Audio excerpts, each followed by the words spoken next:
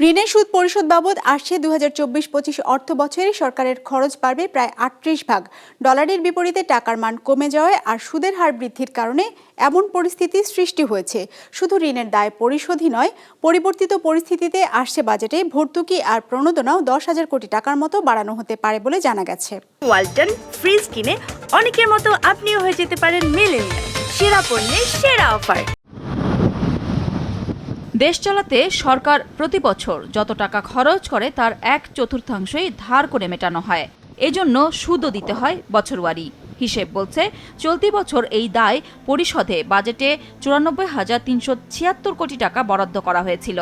আসছে অর্থবছরে যা বেড়ে 1,29,000 কোটি টাকা হতে পারে বলে জানা গেছে। এর মধ্যে অভ্যন্তরীণ উৎস থেকে নেওয়া ঋণের সুদ বাবদ দিতে হবে 1,09,000 কোটি টাকা, আর বৈদেশিক দেনায় যাবে বাকি 20,000 কোটি।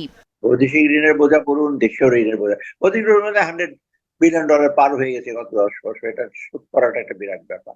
দ্বিতীয়ত দেশীয় ঋণ, আপনি দেখবেন বাজেট একটা বিশাল অঙ্ক কিন্তু এবার নির্ধারণ করছে ঋণ পরিশোধ করার জন্য। বাংলাদেশ একটা দিশে আছে কোনদিন ডিফল্ট করে, কিন্তু বোঝাটা কার উপরে পড়ছে ঋণ পরিশোধে? আলটিমেটলি ডেফিসিট হচ্ছে এবং লোকের করের বোঝা বাড়বে। এখন বহু ভ্যাট এবং নিজের প্রত্যেকটা পণ্যের উপরে সব বসিয়ে দেবে, অর্থাৎ সাধারণ মানুষের উপর পড়ছে।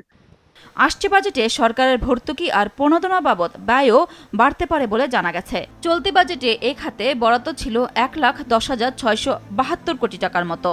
নতুন বছরে তা বেড়ে 1,20,000 কোটি টাকা হতে পারে, যার বড় অংশই যাবে বিদ্যুতে, প্রায় 40,000 কোটি টাকার মতো। কৃষিতে বরাদ্দ থাকতে পারে 20,000 কোটি টাকার ভর্তুকি। এর বাইরে এলএনজি আমদানির জন্যও 7,000 কোটি টাকা রাখা হতে পারে বলে জানা গেছে। আসলে সাবসিডির বড় অংশ কি জনগণের কষ্ট লাঘবে গেছে, নাকি ক্যাপাসিটি পেমেন্টের মতো ইররেশনাল পেমেন্টে গেছে? এটা কিন্তু ভেবে দেখা দরকার। আপনারা দেখবেন কিছুদিন আগে একটা তথ্য বেরিয়েছে যে ওভারঅল বিদ্যুৎ খাতে সাবসিডির 80 ভাগের উপরে ক্যাপাসিটি পেমেন্ট।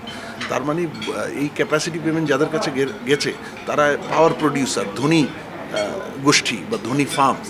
তার মানে ধনী এই ক্যাপাসিটি পেমেন্টের নামে যে সাবসিডি গেছে তাতে ধনী আরও ধনী হয়েছে। জানা গেছে নতুন অর্থ বছরে রেমিটেন্সের বিপরীতে দেয়া প্রণোদনা বাবদ 6,000 কোটি টাকার কিছু বেশি বরাদ্দ রাখা হতে পারে, আর রপ্তানিকারকদের জন্য রাখা হয়েছে প্রায় 8,000 কোটি টাকার মতো। Nurun Nahar Willy, business report, মাছরাঙা টেলিভিশন।